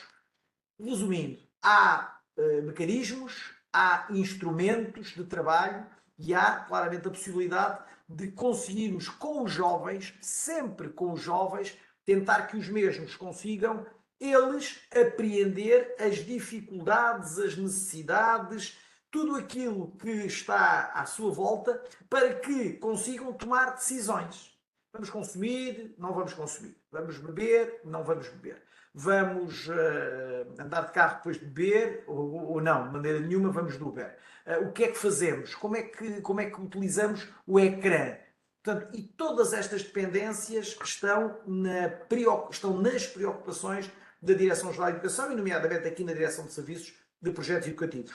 Temos aqui, penso eu, o contacto. Se precisarem de algo, estamos disponíveis. Muito obrigado.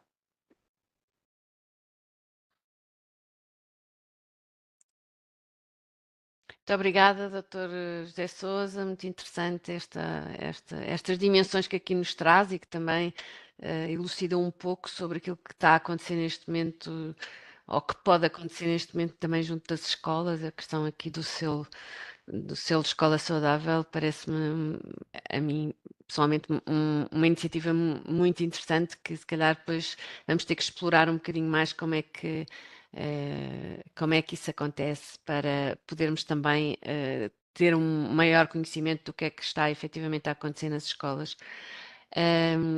Eu agora passava a palavra ao Raul, que vai ser o nosso último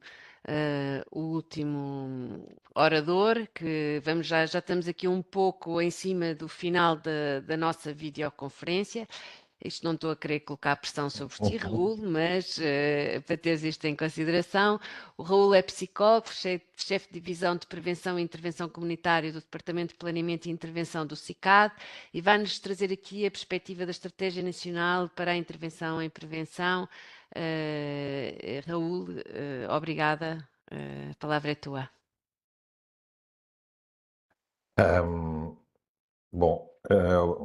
Bom dia a todos e a todas. É um enorme prazer estar aqui convosco e fazer parte deste painel que eu acho que que foi muito bem conseguido. Foi muito bem conseguido porque parte de facto de um pretexto, e esse pretexto tem muito a ver com, no fundo, aquilo que se tentou perceber e compreender do que estava a ser a intervenção preventiva, tirando proveito de um estudo como o ECAT, e nos lançou, de facto, uma série de dúvidas, uma série de questões que são um ponto de partida, de facto, que é importante aproveitar, e acho que este webinar foi, de facto, uma forma inteligente de potenciar, de facto, esses dados. Eu comecei o meu pensamento exatamente pelo mesmo caminho que o José Carlos adotou, que é, no fundo, dizer, ok, então, se estamos a dar rumo à prevenção, então, de onde é que partimos, não é? E aquilo que me parece importante e que já foi sendo chamada a atenção por todas as pessoas é, ok, nós já não estamos no mesmo paradigma da prevenção das toxicodependências em que estávamos há algum tempo atrás, em que nos situávamos, de facto, na adolescência, ainda que depois, quando olhamos para o estudo, obviamente aquilo que nos vem à vista é que estamos, de facto, a tratar aquilo que é a intervenção que é feita nos adolescentes. Pode ser importante dizer, se calhar um estudo futuro pode precisar de perceber se a prevenção está ou não está também a ser desenvolvida para outros públicos-alvo, que não necessariamente só os jovens que estão em contexto escolar. Mas, claramente, a partir do momento que estamos mais precocemente expostos aos fatores que estão ligados, no fundo, que desencadeiam os comportamentos aditivos, então a intervenção tem que mudar, tem que se ajustar, de facto, a essa precocidade e tem que se ajustar no sentido não de começarmos cada vez mais cedo. Eu não acredito nisso. Não acredito que a intervenção tenha que ser feita mais cedo, simplesmente para robustecermos as pessoas mais cedo, mas, sobretudo, aquilo que eu acredito sim é que é preciso encontrar a pertinência para cada uma das fases do ciclo de vida. E, portanto, desde que encontremos essa pertinência, então faz sentido intervir precocemente por causa dessa pertinência e dessa aplicabilidade. Intervir mais cedo por intervir mais cedo não serve de nada, porque se eventualmente aquilo que eu estiver a fazer da intervenção não for imediatamente aplicável, será no ritmo com que a informação é assimilada pelos nossos jovens, ela será positivamente deitada fora, porque não vai ser útil imediatamente. Portanto, aquilo que está em causa não é a precocidade, é a pertinência daquilo que nós vamos dar quando fazemos esta abordagem precoce. A normalização dos comportamentos preocupa-me, porque quando entra o digital e quando o digital se torna a porta de entrada no que diz respeito ao comportamento aditivo, estamos a falar de um comportamento que todos estamos a ter. E quando todos estamos a ter e o comportamento se torna normal, torna-se difícil introduzir, de facto, aqui algum pensamento crítico. E se calhar não é por acaso que os resultados do estudo chamam a atenção para a estranheza ou para uma menor abertura para a discussão, para a reflexão sobre aquilo que no fundo é o videojogo, mas seria interessante que nós pudéssemos tentar ter mais elementos que ultrapassassem o videojogo e fossem também para as questões das redes sociais e das outras atividades digitais que neste momento são portas de entrada. A diversidade dos desencadeantes temos cada vez mais, neste momento, múltiplas facetas ou múltiplas apresentações daquilo que à partida é o estímulo, o estímulo aditivo. E, portanto, a partir do momento que, de facto, temos toda essa diversidade, a diversidade da oferta no que diz respeito àquilo que a rede social pode trazer, aquilo que é a diversidade daquilo que o jogo pode reproduzir, a diversidade, no fundo, que assistimos com as novas substâncias psicoativas de múltiplas ofertas. No fundo, aquilo que nós estamos a falar é cada vez mais de coisas que nunca não foram experimentadas, que não compreendemos, que não sabemos e que, portanto, necessariamente temos curiosidade para explorar. A acessibilidade é uma questão, novamente, se voltarmos ao digital, não é um comportamento que requeira esforço para ser desencadeado e, portanto, quando a acessibilidade é grande, obviamente o risco de desenvolvimento do comportamento aditivo é maior. E, portanto, nós estamos a lidar com realidades em que o contacto com o estímulo é muito grande, é promovido, portanto, vivemos numa sociedade de consumo onde, à partida, de facto, existe sempre um lucro associado, no fundo, a estes comportamentos e, portanto, a acessibilidade é naturalmente fácil, mas ainda por cima é promovida no sentido de uma maior procura. Finalmente, a intensidade, ou seja, nós não estamos a falar de comportamentos que desejamos ter pelo prazer que eles nos dão. Portanto, nós não estamos a falar do saborear o jogo, não estamos a falar do saborear a relação ou a relação digital. O que nós estamos a falar é sempre que as coisas que nós estamos à procura no que diz respeito ao comportamento aditivo é no sentido da procura de uma intensidade e de uma intensidade que me permita uma alteração rápida e intensa. Essa é a descrição, no fundo, daquilo que é o comportamento binge. O objetivo não é propriamente saborear o efeito que a substância me está a proporcionar, é rapidamente atingir um estado a partir do qual, de facto, eu perco o controle e, de alguma maneira, me entrego àquilo que a experiência me proporciona.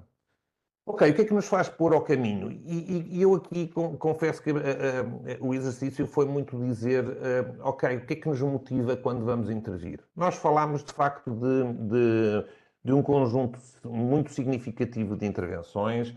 O estudo incidia sobre 26 mil jovens. Eu posso-vos dar informações adicionais de elementos que nós transmitimos no Workbook of Prevention, que foi remetido para o Observatório Europeu de Droga e Toxicodependência, em que, se nós estávamos a falar de 66% de 26 mil jovens, o que eu vos posso dizer é que, de facto, aquilo que nós reportámos em termos de número de participações em ações de prevenção foram 93 mil presenças. 93 mil presenças em 2022. Agora, quando nós estamos a falar de 93 mil presenças em mais de 2.500 ações de prevenção, o que nós estamos a falar é necessariamente que o tipo de intervenção que está a ser feita é uma intervenção que, à partida, de facto, é de toque e foge. Portanto, nós estamos claramente a fazer uma abordagem em que é uma abordagem, vocês isto foi sendo transmitido, é uma abordagem de sensibilização.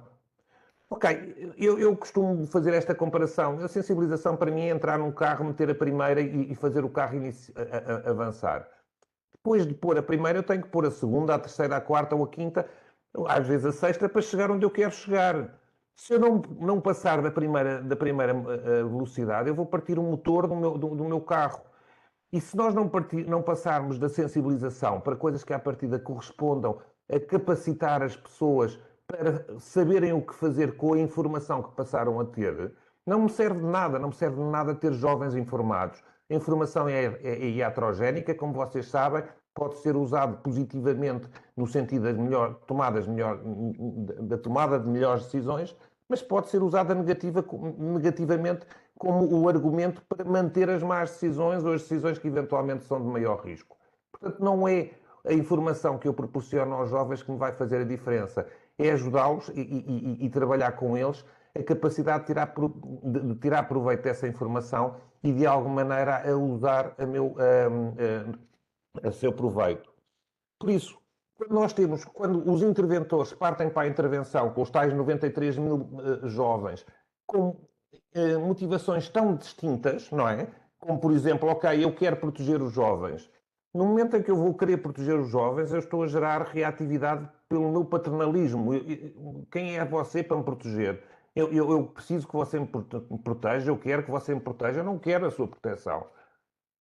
Ok, vou cumprir uma responsabilidade. Alguém na minha escola ou alguém na minha instituição diz que eu devo fazer isto.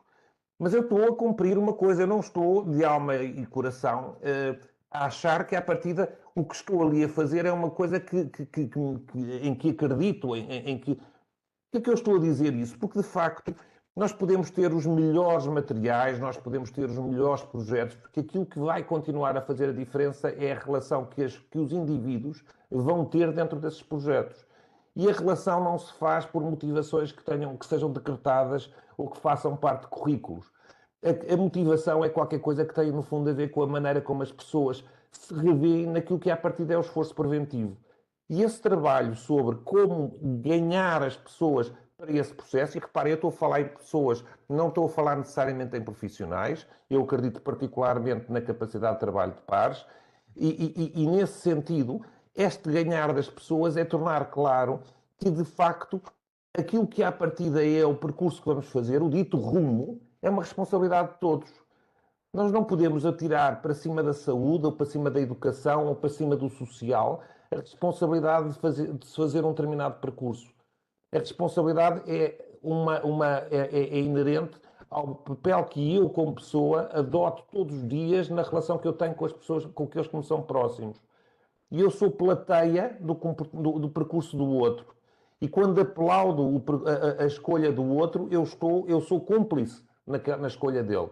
E quando eu torno claro isso, eu deixo de ter uma noção dos bons e dos maus, porque quando eu aplaudo, eu posso aplaudir como bom ou como mau, mas estou na mesma a ser cúmplice. Quando eu não reajo e não tomo um papel ativo relativamente a coisas que eu acho que estão incorretas, eu sou cúmplice daquilo que, à partida, eu critico.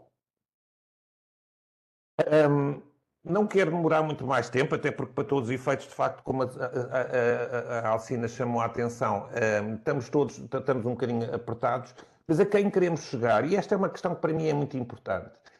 Muitas vezes, por exemplo, devo dizer que nos 93 mil jovens que foram abordados, uma coisa estranha é que só 9% destes 93 mil jovens só foram objetos de intervenção pontuais. Eu não disse isso há bocado, é uma ideia importante.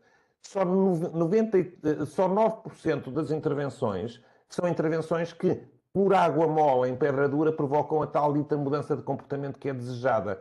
Não me serve de nada ter consciência de um risco se, à partida, eu não mudar o comportamento que tenho relativamente a essa consciência. Os estudos, um conjunto de estudos a nível das neurociências tem demonstrado que não há propriamente uma diferença significativa entre a consciência do risco por parte dos adultos e dos adolescentes. Aquilo que há é uma menor competência na gestão desses riscos, por menor experiência, por menor e também um bocadinho por crença de imunidade. Eu sou capaz de ser menos eficaz na maneira como protejo relativamente a um risco que identifico tão bem como os mais velhos. Portanto, aquilo que está novamente em causa é que tipo de ajuda damos. E vamos dar ajuda àqueles que são mais vulneráveis ou vamos dar ajuda a todos? Quando nos focamos e vamos para as prevenções seletivas indicadas, que no fundo é procurar os mais vulneráveis, os que estão em maior risco, perdemos a noção de que nós precisamos trabalhar todos para que todos assumamos a dita responsabilidade de influenciarmos mutuamente. Eu costumo chamar muita atenção para isso, de facto, a prevenção, do ponto de vista da interseção com as restantes áreas de intervenção, o tratamento, a reinserção, a redução de riscos. A prevenção contribui com aquilo que é a preparação da comunidade para integrar as outras intervenções.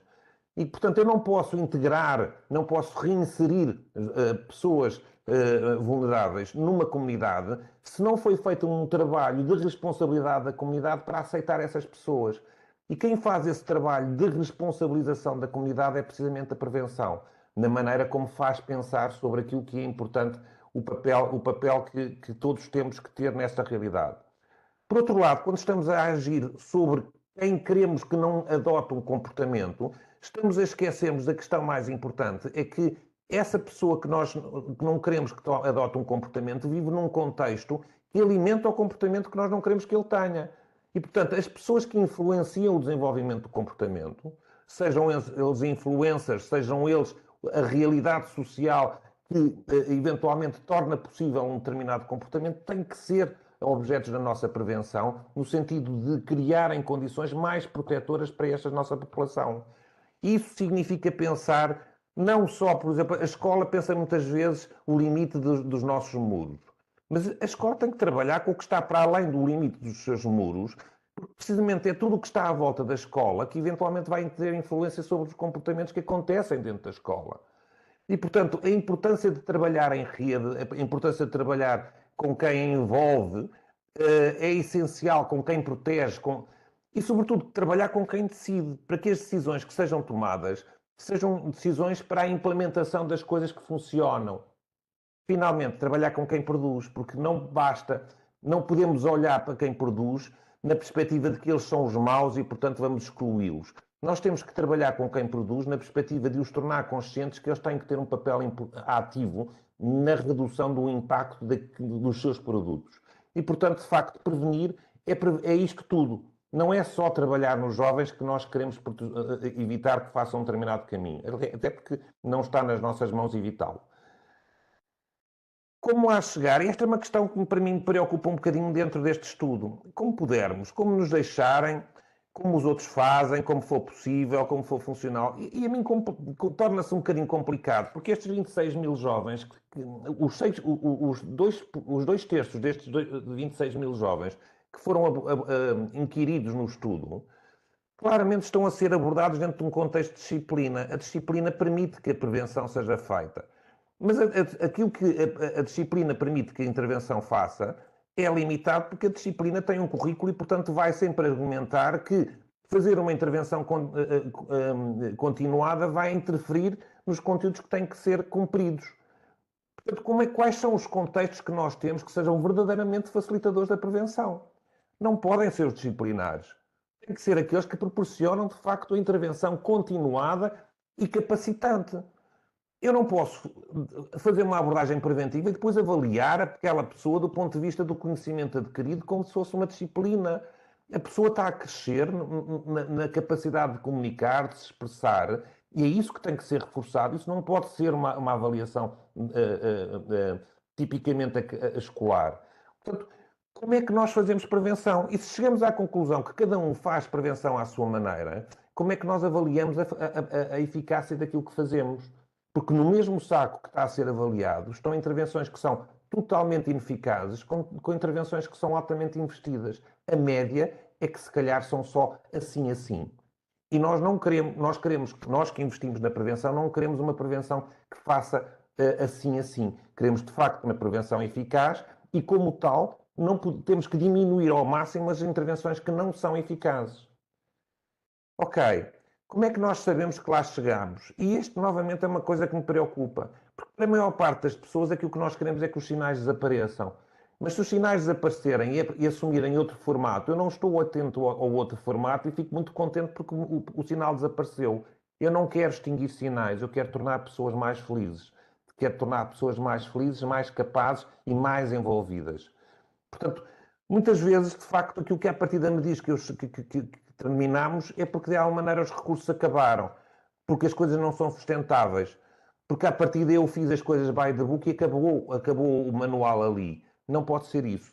A prevenção tem que garantir a sustentabilidade e a continuação no sentido da autonomia da comunidade para dar continuidade àquilo que os técnicos iniciaram. Por fim, e para rematar, isto leva-me aonde, quando à partida me punham a questão de falar de estratégia. Nós temos que ter maior abrangência, temos que abranger mais ciclo de vida, temos que tocar outros contextos. Não podemos estar fechados nos contextos do costume, nem podemos trabalhar com as populações mais fáceis de aceder. Essas são aquelas que não nos interessam, são aquelas que são mais fáceis. Temos que trabalhar com aquelas que são mais difíceis. Temos que partilhar mais e refletir mais. A mim confunde-me que, assim, eu fiquei super contente por ter sido possível trazer a Presley Rich a este painel. Mas confunde-me como é que não se sabe o trabalho de todas as outras Presley Reach que existem neste país, todos os outros programas de intervenção continuados que existem e que nos são desconhecidos. E, portanto, sim, nós temos que mostrar mais o que existe, temos que mostrar mais o que está a ser feito numa partilha em rede. Numa partilha em rede em que não haja propriamente o papel de uns em relação a outros e em que a administração encomende coisas aos outros. Nós precisamos que a administração encomende, mas precisamos que a rede de associações rejuvenesça, volta outra vez a acreditar. Nós estamos com um número de associações de IPSS a intervir nesta área menor, estamos a perder gás naquilo que tem a ver com a intervenção a partir da economia social e temos que reforçar essa participação ativa. É uma medida estratégica essencial. Mais método, ou seja, não basta ter boa vontade e iniciar o percurso. Eu tenho que alinhar abordagens. Tenho que saber o que é que, como diagnosticar para intervir dirigida ao diagnóstico. E depois tenho que mostrar que de facto foi eficaz para que o financiamento continue a existir.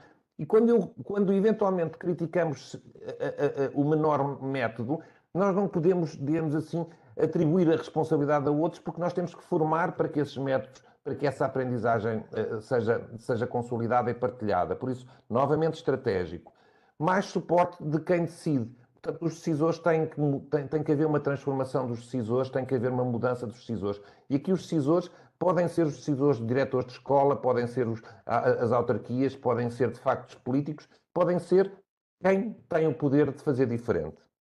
Finalmente, mais coerência e claramente, eu penso que isto é a mensagem que todos os que estão a participar neste painel hão de estar a pensar claramente mais recursos.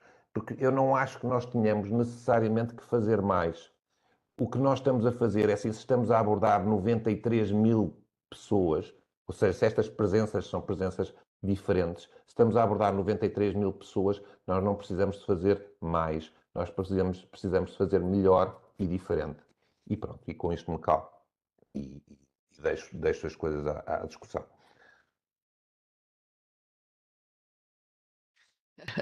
Obrigada, Raul. Muito interessante.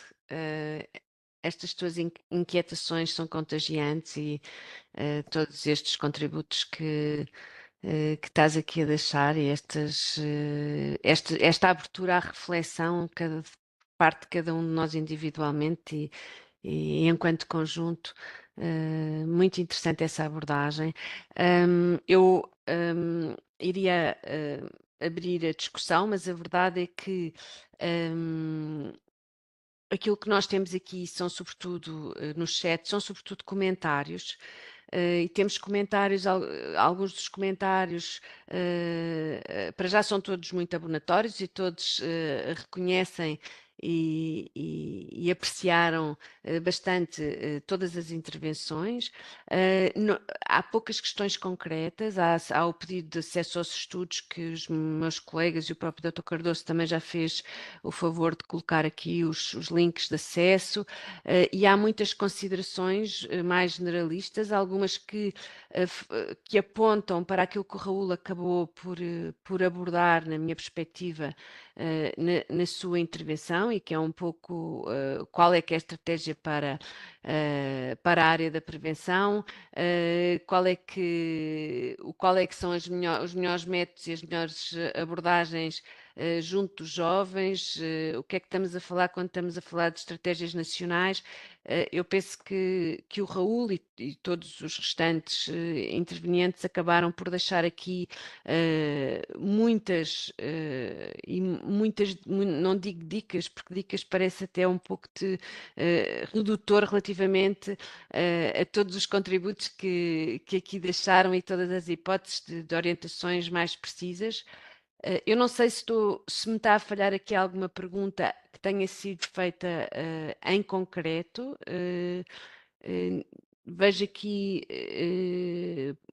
uma pergunta que questiona sobre o que é que se prevê ou o que é que se antevê que venham a ser nos próximos anos. O consumo de álcool, tabaco e drogas irá aumentar entre os jovens.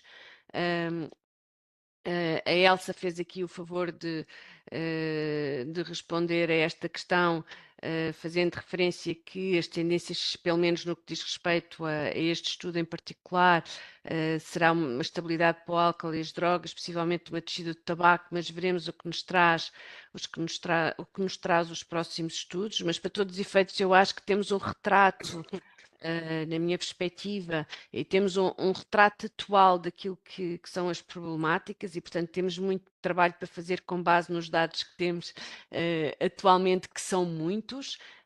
Na verdade, o CICAD tem desenvolvido muitos estudos e tem procurado caracterizar situações a diversos níveis com os estudos que desenvolve para podermos melhor decidir e melhor intervir face às necessidades que são efetivamente identificadas e face aos problemas que são identificados. Efetivamente temos muitos jovens com consumos muito problemáticos e isso sim tem sido acentuado e tem sido traduzido nos estudos que vamos fazendo.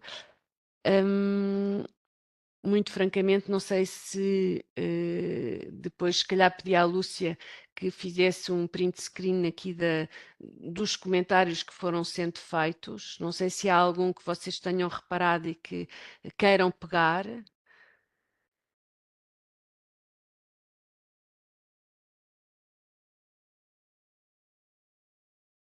Raul, há muita questão aqui que eu penso que foi abordada por ti, não é? E que tem a ver com as questões da estratégia nacional, em que o CICAD tem aqui alguma palavra a dizer, mas eu acho que tu foste deixando bastantes orientações e ideias para aquilo que é quase que um diagnóstico da situação e que, portanto, face a esse diagnóstico que está feito, a possibilidade de podermos agir sobre ele. Dr. Cardoso, não sei se gostaria de fazer aqui algum comentário também ou fazer aqui uma análise de conteúdo aos comentários que aqui foram deixados. Ok, obrigado.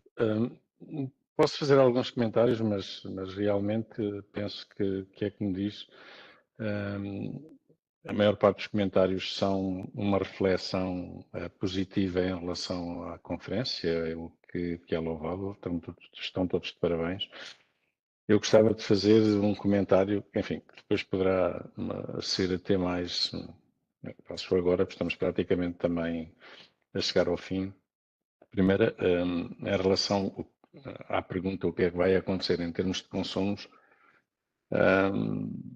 eu gostava de fazer, ou de colocar a questão de outra maneira. O que é que nós vamos fazer para que estes problemas relacionados com os comportamentos aditivos e dependências diminuam? Não quero responder, vão manter-se como responde a Elsa. A Elsa responde por estudos. A minha preocupação não estão os estudos, são os comportamentos das pessoas e os efeitos para a saúde que esses comportamentos têm. Aquilo que me preocupa são os ganhos ou não ganhos em saúde que eu vou ter ou não vou ter da intervenção que posso fazer. Nós estamos a falar de prevenção, eu comecei um pouco por aí. Aquilo que me preocupa são os resultados que os estudos me dão e que demonstram que os comportamentos relacionados, os comportamentos aditivos ou os consumos, o uso de substâncias ilícitas ou lícitas e os efeitos na saúde são negativos e estão cada vez pior. E isso realmente é que me preocupa e este seminário, esta conferência tem que ser para alertar todos, os que estão aqui e os que estão lá em casa, a dizer que temos realmente que fazer muito mais para que aquilo que a doutora Elsa vai fazer no próximo ano, e não estou a criticar a doutora Elsa, por amor de Deus, mas que vai fazer num novo estudo é que me apresente resultados melhores que estes. Não é? Mas isso não é culpa da doutora Elsa nem de quem faz o estudo. É realmente da intervenção que nós formos capazes de fazer ou não. Adorei ouvir o José Carlos Sousa e a intervenção e as dimensões da intervenção preventiva. Mesmo que o Raul me diga que não pode ser fechado na escola nem na turma, elas são essenciais para discutir. Se calhar a preparação e a discussão com aqueles professores daquelas disciplinas são indispensáveis para podermos trabalhar essa componente. Em relação à pergunta da estratégia preventiva, que vai ter que ser, enfim, que existe de algum modo, mas também é por isso que o Dr. Raul está aqui, é porque também tem alguma coisa a ver com isso, e ele fez a teorização da coisa, agora precisamos, agora, como sempre, de a pôr um pouco mais em prática. Estava a tentar pôr ali no chat um documento, mas não consigo fazer isso, não sei como é que se faz. Para vos dizer que ontem foi publicada a resolução do Conselho de Ministros que aprova a resolução do Conselho de Ministros número 115, se não me engano, de 115 de 2023, que aprova o Plano Nacional para a Redução dos Comportamentos Aditivos e Dependências. E, portanto, neste momento, temos um documento para apreciar e para que nos deve guiar em termos de intervenção. É evidente que o plano é estratégico, fundamentalmente, tem 3 componentes macro relacionadas com o empoderar, 3 objetivos estratégicos. O empoderar na linha da prevenção, se quiserem, mais universal, da literacia, etc. O empoderar na linha do ajudar os mais vulneráveis a perceber, para poderem ter essa literacia, a perceber o que é que são essas coisas, e uma prevenção ambiental, que é sempre, e aí sim, como dizia o Raul, não é nos limites da escola, é no dia a dia e no ambiente e nos contextos em que vivemos que essa prevenção ou que essa intervenção também tem que ser trabalhada. Portanto, em termos estratégicos, claramente nós temos de ver os níveis da prevenção como um todo, e que também como um todo, e o Raul dizia muito bem, como é que conseguimos trabalhar em rede para somarmos capacidade de intervenção e de ganhos, e não propriamente o saltitarmos e andarmos por aí a fazer algumas coisas. A propósito do plano estratégico, que eu continuo a dizer, foi trabalhado por, eu diria, todos os stakeholders, começa na administração, mas depois vai à comunidade, tem uma audição pública. Não é exatamente o documento que foi publicado como resolução do Conselho de Ministros, era aqui que eu queria chegar, ainda que isto não seja muito importante, mas tem a sua importância. O que foi aprovado na resolução do Conselho de Ministros não é o documento que esteve em consulta pública, no sentido de que o documento que esteve em consulta pública tinha os objetivos, os pilares, a missão, a visão, etc., o âmbito, e tinha o plano de ação para até 2024, mas tinha também, digamos assim, um racional para todas as coisas. Tinha todo um enquadramento, quer epidemiológico, quer um enquadramento geral, diria assim, para cada objetivo era descrito, quer o objetivo geral, quer o objetivo específico. Tinha um descritivo, um racional para percebermos o que é que se pretendia com aquilo. O documento que foi aprovado em Conselho de Ministros é muito mais restrito e muito mais, para ser simpático, diria pragmático. Define quais são a visão, como eu disse, a visão e os valores, mas fundamentalmente os objetivos, são definidos praticamente só os objetivos e as ações do plano de ação. Portanto, é muito mais pragmático. Por favor, a todos os que me ouvem e que querem ver, os que estão connosco e que querem ver este plano aprovado, vejam-no. Aí não há, em relação aos objetivos, às ações, não há diferenças, às metas não há diferenças, mas para perceberem, para entenderem melhor, façam-se acompanhar dos documentos que estiveram em consulta pública. Basicamente, nós vamos publicar as versões finais juntas, de modo a que possam ver a resolução do Conselho de Ministros, o Plano Nacional foi aprovado em consulta pública, o Plano de Ação e ainda o enquadramento epidemiológico, que sendo de 2020 20, 19, 20, está bastante desatualizado. Mas ainda assim, será importante para fazermos um acompanhamento adequado daquilo que deve ser a leitura do próprio plano. E, por favor, todos aqueles que intervêm, e vimos que muitos nos têm dito que vão fazendo intervenção preventiva, e provavelmente sim, os 190, quase 200 que ainda estão connosco, já foram 220, olhem para o plano, olhem para as ações e tentem enquadrar também a intervenção naquilo que está lá para, ao mesmo tempo que vamos promover os ganhos em saúde, podermos cumprir as metas e o plano tal como estão definidos.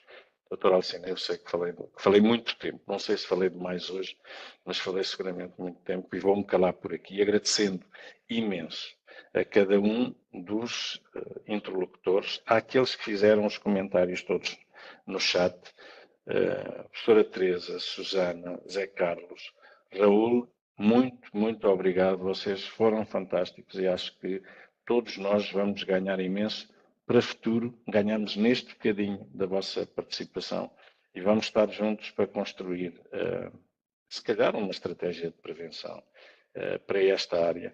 Acho que aquela intervenção da cidadania, Zé Carlos e o eu e os outros, que o Raul não falou, são quase um casamento perfeito que precisa de ser estimulado, mas vamos por aí. Doutora Alcina, deixo-lhe a palavra. Muito obrigado mais uma vez a todos e também a todos os que estão connosco do outro lado do ecrã. Muito obrigado. Também só gostava de agradecer e juntar-me ao Dr. Cardoso nos agradecimentos e passar a palavra à Lúcia, porque eu acho que não vamos ter tempo para continuar, com muita pena, e passar a palavra à Lúcia para encerrar os trabalhos. Lúcia, vais-nos dizer qual é que vai ser a próxima videoconferência? Boa, exatamente.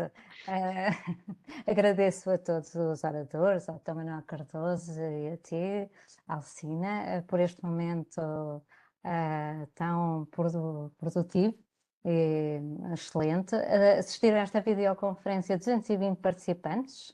Agradecemos a todos a participação e todo o interesse. Informamos novamente que a videoconferência esteve a ser gravada e irá ficar disponível nas plataformas digitais do CICAD e a próxima videoconferência do CICAD será no próximo dia 27 de outubro, portanto daqui a um mês, e sobre o tema drogas e mulheres. Contamos convosco e obrigada a todos pela vossa participação. Até breve.